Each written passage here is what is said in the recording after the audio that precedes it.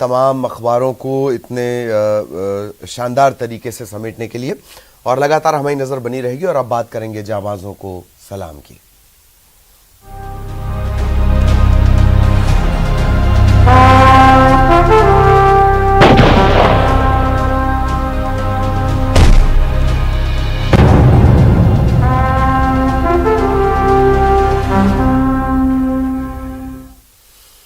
तो तमिलनाडु के हेलीकॉप्टर हादसे में शहीद हुए chief of defence staff CDS general Bipin Rawat, उनकी पत्नी मधुलिका समेत 13 जवानों के पार्थिव शरीर दिल्ली पहुंच गए। आज अंतिम संस्कार किया जाएगा। रावत और उनकी पत्नी का अंतिम संस्कार किया जाएगा। इससे पहले गुरुवार की शाम प्रधानमंत्री मोदी पालम में एयरबेस पहुंचे। जनरल रावत समेत सभी शहीदों को श्रद्धांजलि दी। पीएम ने शहीदों के परिजनों से एक एक कर मुलाकात की, उन्हें ढांढस बंधाया। प्रधानमंत्री मोदी की तरफ से पुष्पांजलि अर्पित करने के बाद रक्षा मंत्री राजनाथ सिंह ने श्रद्धांजलि अर्पित की। इस दौरान मौके पर राष्ट्रीय सुरक्षा सलाहकार अजीत डोभाल, तीनों सेनाओं के प्रमुखों के अलावा सेना के कई अन्य बड़े अधिकारी मौजूद रहे।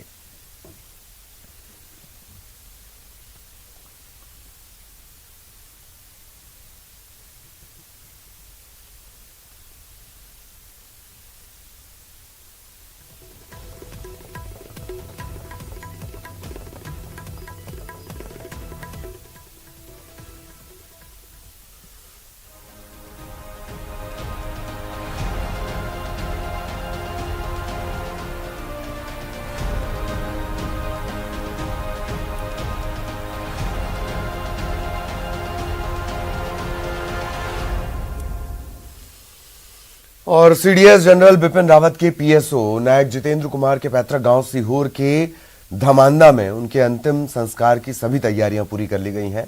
अंतिम यात्रा में आने वाले वीआईपी के लिए गांव के बाहर एक अस्थायी हेलीपैड तैयार किया गया है।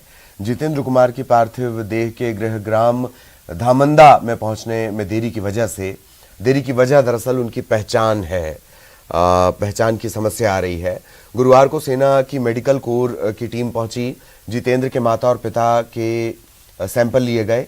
दरअसल डीएनए सैंपलिंग के जरिए, ये वैज्ञानिक तकनीक होती है, इसके जरिए उनके शव का परीक्षण किया जाएगा। टेस्ट रिपोर्ट आने के बाद शिनाख्त होगी और तब कहीं पार्थिव देह गृहग्राम पहुंच पाएगी। मां को सदमा ना लगे इसलिए घर में किसी की भी एंट्री बैन कर दी गई है। समझदार ग्रामीण खुद ही घर नहीं आ रहे हैं। घर में सूनापन तो जाहिर तौर पर है और अपने लाल को हर कोई अपने तरीके से याद कर रहा है, नमन कर रहा है। लगभग 2010 से लेकर आज तक 248 बच्चे इस महाविद्यालय ने भारतीय सेना को दिए हैं, जिसमें टेक्निकल और पेरा काफी सारे बच्चे हैं। और जितेंद्र कुमार वर्मा 2010 का बीएससी फर्स्ट ईयर का कैडेट और एनसीसी फर्स्ट ईयर का कैडेट, ये दोनों मिलाकर जब वो यहाँ पर एक प्रकार से अपनी शुरुआत कर रहा था तो टेक्निकल में भारतीय सेना में एडमिट हुआ। उसके बाद फिर थ्री पेरा में उसका चयन हुआ। थ्री पेरा में जाने के लिए बहुत संघर्ष करना पड़ता है। उसके बाद उसने महूट इन्फेंट्री से स्पाइनर उसका कोर्स भी किया और आज हम सुबह से उसका कलेक्शन कर रहे हैं। बहुत सारे मेरे पास कुछ डॉक्यूमेंट भी हैं, तो मैं आपको दिखाना चाहूंगा कि वो 2010 में जब पेपर कटिंग हमने निकाला कि टेक्निकल में जितेंद्र सिंह का हुआ है 13 कैडेट के साथ, तो आज हमारे लिए बहुत अलग टाइप का उदासी का दिन है कि जितेंद्र सिंह है। और अब रवि आपको नजर आ रहे होंगे। दिल्ली से हमारे सहयोगी रवि के पास चलेंगे और उनसे जानेंगे आज किस तरीके से अंतिम सलामी, अंतिम विदाई दी जाएगी। हालांकि शहादत और शौर्य की गाथाओं में कुछ भी अंतिम नहीं होता, सिर्फ नश्वर शरीर जाता है। बहरहाल रवि हमारे साथ जुड़े हुए हैं। रवि, आज अंतिम विदाई दी जाएगी, क्या कुछ किस तरीके से ये पूरा कार्यक्रम रहेगा, बताएं जरा।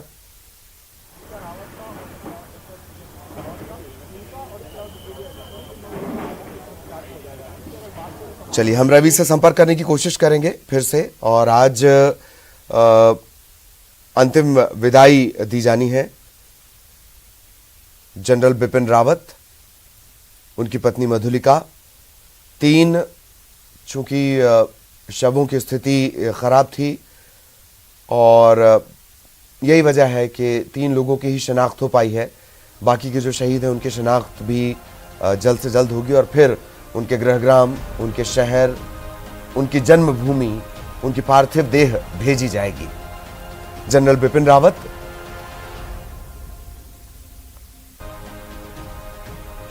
और उनकी पत्नी का अंतिम संस्कार आज दिल्ली में ही किया जाएगा। जो तस्वीरें पालम एयरबेस पर कल जो नजर आया, बहुत तकलीफदेह।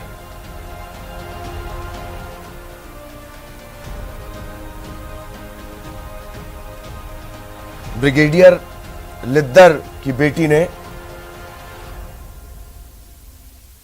उस ताबूत को चूमा जिसमें चिर निद्रा में सो चुके थे ब्रिगेडियर लिद्दर। और इस तरह की अनगिनत तस्वीरें, इस तरह के अनगिनत इमोशंस, भावनाएं, फक्र का भाव भी है, अथाह असीम दर्द भी है। और उन सब के बीच भारतीय सैन्य व्यवस्था की गरिमा, भारतीय सैन्य व्यवस्था का अनुशासन, अद्भुत। भावनाओं का ज्वार भाटा एक जगह पालम एयरबेस पर कल, उस वक्त की तस्वीर। और आज अंतिम विदाई का वक्त। जनरल बिपिन रावत की दोनों बेटियां कार्तिका, तारिणी, वो भी एयरपोर्ट पर मौजूद थीं।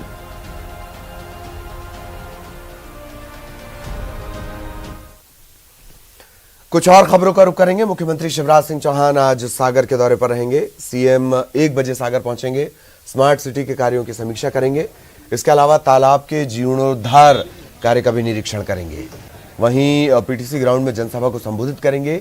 सीएम बुंदेलखंड मेडिकल कॉलेज में ऑक्सीजन प्लांट का निरीक्षण करेंगे। सीएम के आगमन को लेकर मंत्री भूपेंद्र सिंह और गोविंद राजपूत, तमाम प्रशासनिक अधिकारी मौके पर भी पहुंचे, तैयारियों का जायजा भी लिया।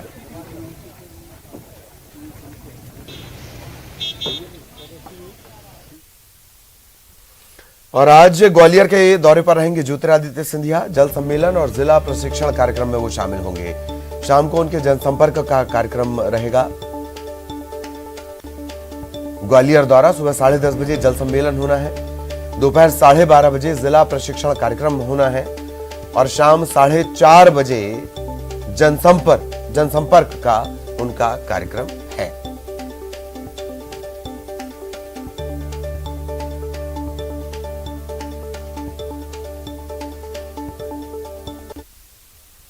और यहां रुकेंगे एक ब्रेक के लिए।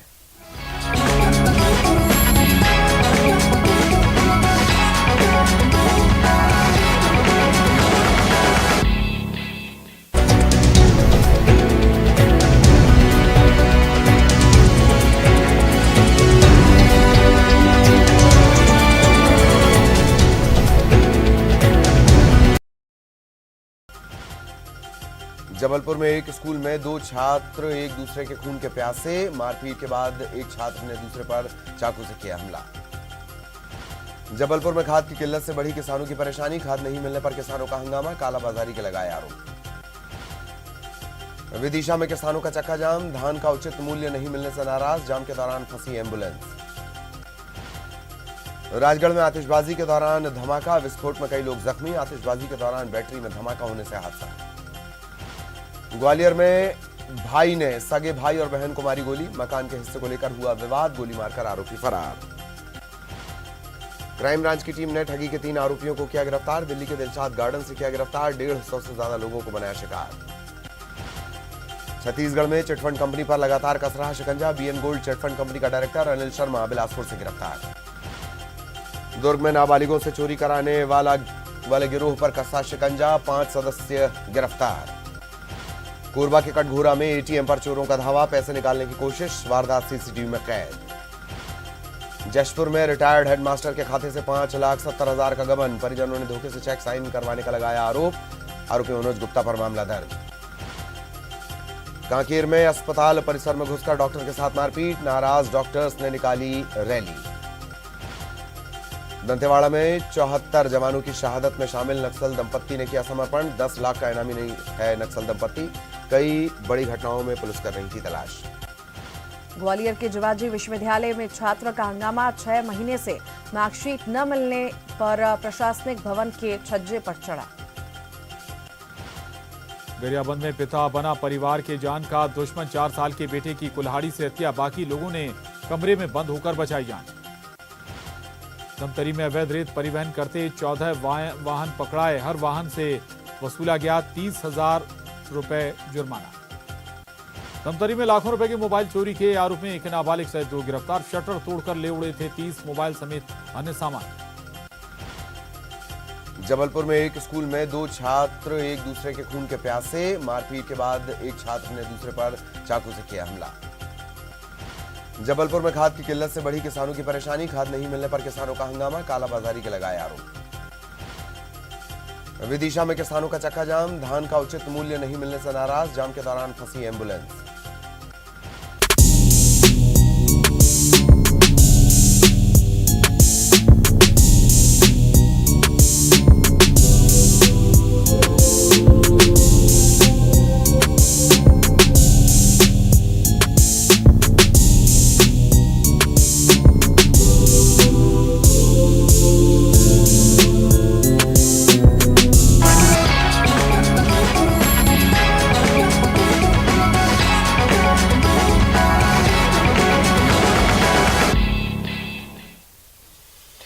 और अब खबर जबलपुर से। जबलपुर में मारपीट का एक वीडियो सोशल मीडिया पर वायरल हो रहा है। इसमें एक पक्ष के लोग लाठी डंडे से लैस होकर दूसरे पक्ष के लोगों के साथ बेरहमी से मारपीट कर रहे हैं। अब तक जो जानकारी मिली है उसके मुताबिक गढ़ा थाने के सिंगराहा मोहल्ले का ये बताया जा रहा है। 2 पक्षों में जमकर मारपीट। इस घटना में कुछ युवकों ने पास की लड़कियों के साथ जमकर मारपीट की है। 5 दिसंबर की ये बताई जा रही है। वीडियो वायरल होने के बाद पुलिस अधिकारियों ने इस मामले में जानकारी जुटाई है। मामला सिंगराहा मोहल्ले का है। कुछ युवकों ने 2 लड़कियों के साथ जमकर मारपीट की। अभी ये साफ नहीं हो पाया कि मारपीट की वजह क्या रही और तमाम तरह के सवाल हैं जिनके जवाब अभी नहीं मिले हैं।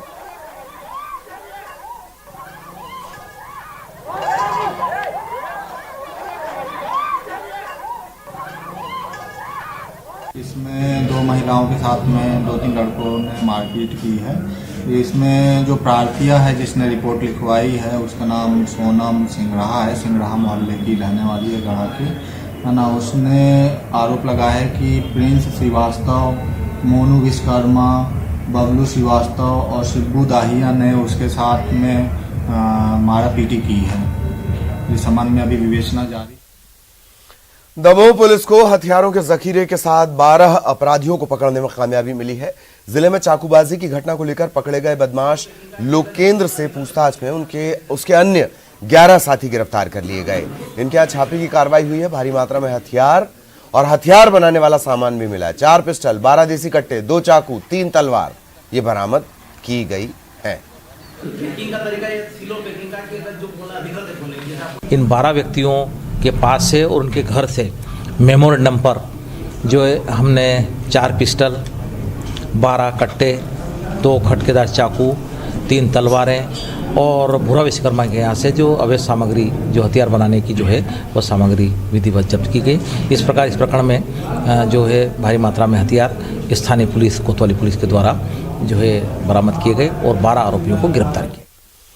बैतूल में एक प्रसूता ने सामान्य तरीके से 3 बेटियों को जन्म दिया और डॉक्टर भी इसे दुर्लभ मानते हैं। खास बात यह कि 3 में से 2 बच्चियों के जन्म 20-20 मिनट के अंतराल में एम्बुलेंस के अंदर हुआ और तीसरी बच्ची ने जिला अस्पताल में जन्म लिया। मामला माजरवानी गांव का है, जहां रुक्मणी नाम की एक आदिवासी महिला को प्रसव पीड़ा होने पर भैंसदेही के सामुदायिक स्वास्थ्य केंद्र लाया गया। यहां से उसे जिला अस्पताल के लिए रेफर किया गया। रास्ते में महिला का पहला प्रसव झल्लार गांव के पास हुआ, जहां पहली बच्ची ने जन्म लिया। इसके 20 मिनट बाद ताप्ती घाट पर दूसरी बच्ची का जन्म हुआ और इसके बाद जब महिला को जिला अस्पताल लाकर उसकी जांच की गई तो तीसरी बच्ची का जन्म हुआ। तीनों बच्चियां बिल्कुल स्वस्थ हैं। सभी को अस्पताल के शिशु गहन चिकित्सा इकाई में रखकर निगरानी की जा रही है।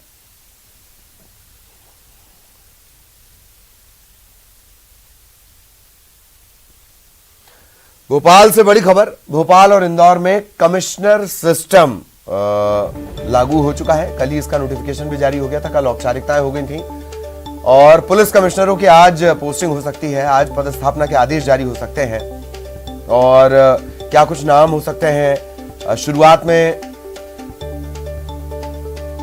शुरुआत में हमने आपको बताया था, रंजना ने जानकारी दी थी जब अखबारों पर चर्चा हो रही थी, उन्होंने नाम भी लिए थे। हालांकि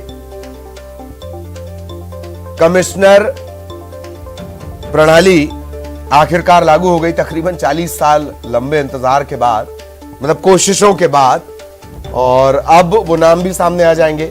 हरिनारायण चारी मिश्रा का नाम है, एक और नाम है, और न्यूज़ 18 लगातार हालांकि बता रहा है कि कौन कौन से जो कमिश्नर हैं वो कौन कौन से अधिकारी हैं आईजी और एडीजी रैंक के जिन्हें ये जिम्मेदारी मिल सकती है। बहरहाल थोड़ा सा इंतजार और होगा इसमें।